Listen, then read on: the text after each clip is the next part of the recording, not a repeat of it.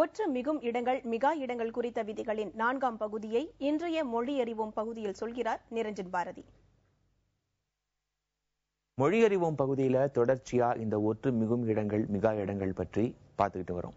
அடுத்ததா பார்த்தீங்க அப்படின்னா இந்த அகர ஈற்று வினையெச்சம் இருக்கு இல்லையா, அதுல ஒற்று மிகும். பாடச் சொன்னான், இதுல ஒற்று மிகுந்து வருவதை நீங்கள் பார்க்கலாம்.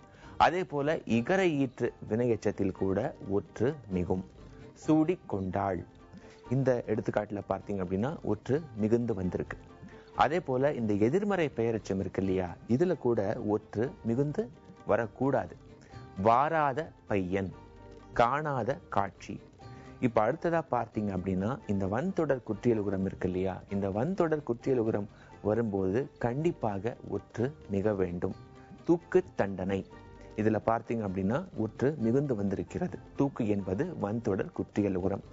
அதே போல பார்த்தீங்க அப்படின்னா இந்த உகர ஈற்று வினை எச்சத்தில் கூட ஒற்று மிகுந்து வரும்.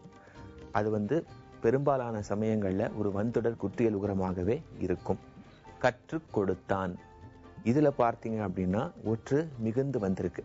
கற்று என்பது என்ன, அது ஒரு வன்தொடர் குற்றியலுகரம். அதுல பார்த்தீங்க அப்படின்னா ஒற்று மிகுந்து வந்திருக்கிறது.